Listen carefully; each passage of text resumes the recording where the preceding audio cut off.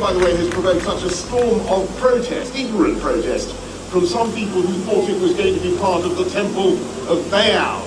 Ladies and gentlemen, I want to reassure you it is not the temple of Baal, and indeed I want to reassure any disappointed Baal worshippers in London. As the Palmyra Arch continues to make its way across the world, its next stop is Italy, where it was also constructed.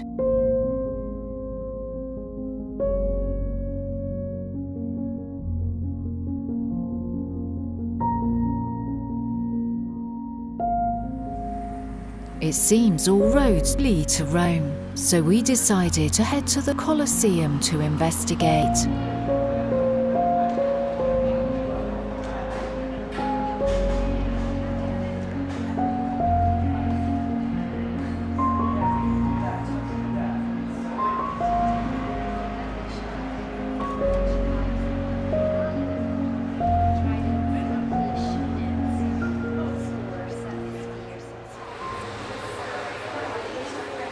Whoa, wasn't it the Palmyra Arch they put up in New York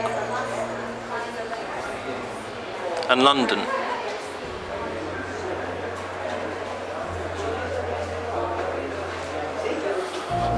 Nimrod. Rising from destruction. Well, there you go. Nimrod rising from destruction, Palmyra Arch. It's in plain sight really, isn't it? What it's all about. London and New York Arch, Palmyra.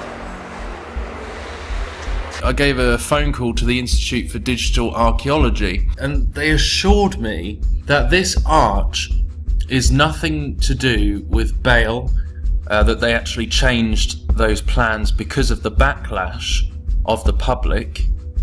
So instead that they were going to now be building the Ark of Triumph, which is actually a Roman human achievement and nothing to do with pagan deities or Mesopotamia. But listen to this news report.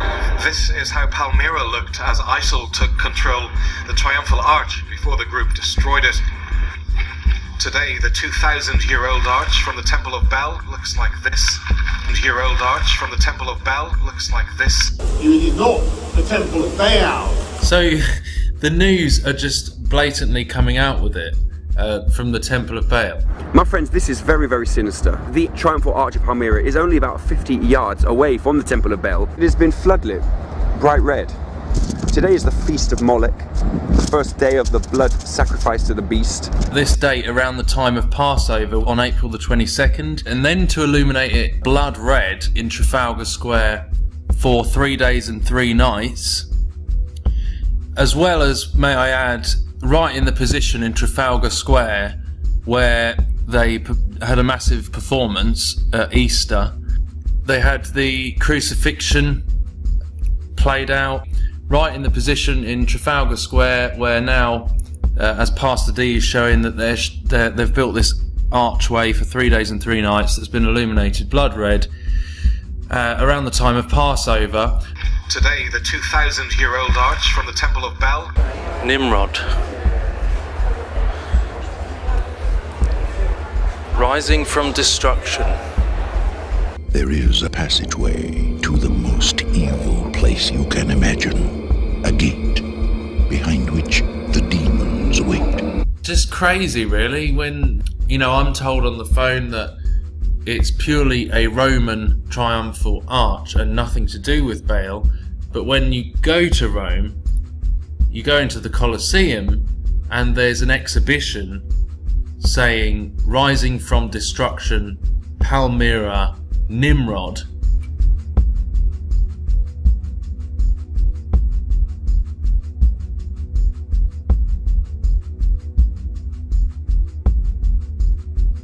I honestly do believe, as scientists and archaeologists, their primary interest is in recreating things that have been destroyed because of the history of it and the archaeology, the architecture, and obviously they don't have an understanding of the biblical meaning and spiritual meaning of this, and also the times that we live in. So as for the scientists, I tend to believe that those from the Institute of Digital Archaeology do not realise that perhaps they are being used in a greater scheme of things. But at the end of the day, we know that our battle is not against flesh and blood. But I have to say, this is all very strange. And this is the great trick, you know, this is very well could be how it all plays out, especially to begin with. You know, that Christians are seen as weak, that those who humble themselves are seen as weak, those that aren't going to join that agenda, they're seen as weak because the New Age is going to want to get rid of them. There's even quotations about that somehow we're holding it all back. And so the ones that don't follow the pride of this will be seen as the weak ones that need to be hunted. So hunt or be hunted. Join with the beast or be hunted.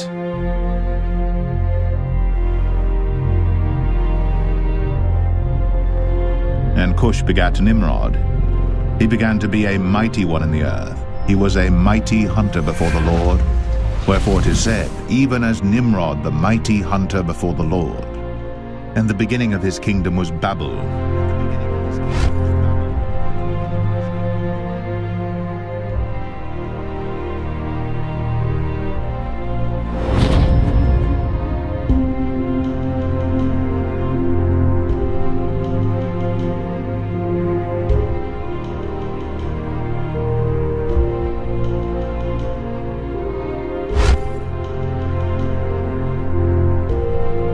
And the beginning of his kingdom was Babel.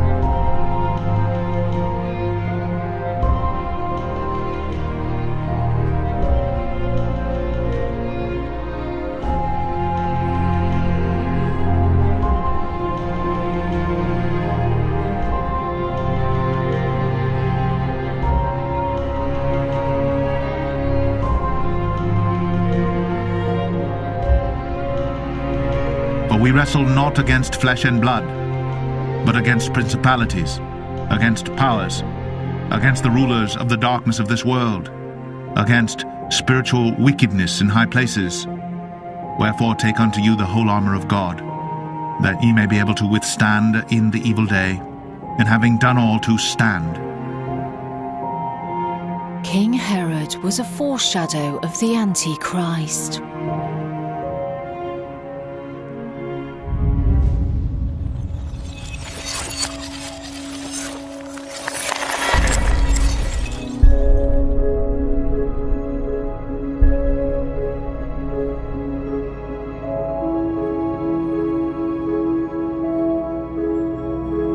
Nero was a foreshadow of the Antichrist.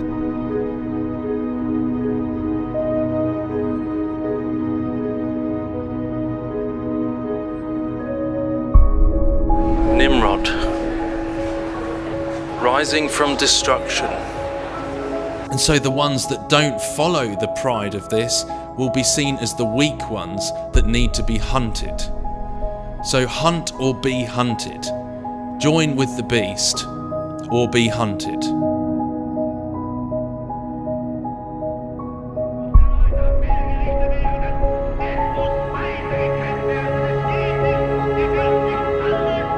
Hitler was a foreshadow of the Antichrist.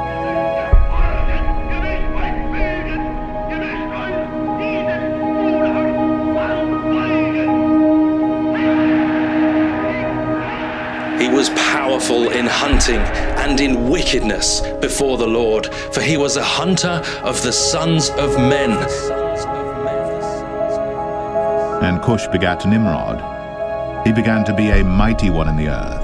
He was a mighty hunter before the Lord. Wherefore it is said, even as Nimrod, the mighty hunter before the Lord. And the beginning of his kingdom was Babel, and his deadly wound was healed. And all the world wondered after the beast. And they worshipped the dragon which gave power unto the beast. And they worshipped the beast, saying, Who is like unto the beast? Who is able to make war with him? And there was given unto him a mouth speaking great things and blasphemies, and power was given unto him to continue 42 months. And he opened his mouth in blasphemy against God, to blaspheme his name and his tabernacle, and them that dwell in heaven. And it was given unto him to make war with the saints, and to overcome them. And power was given him over all kindreds and tongues and nations. And all that dwell upon the earth shall worship him, whose names are not written in the book of life of the Lamb slain from the foundation of the world. If any man have an ear, let him hear. He that leadeth into captivity shall go into captivity. He that killeth with the sword must be killed with the sword. Here is the patience and faith of the saints.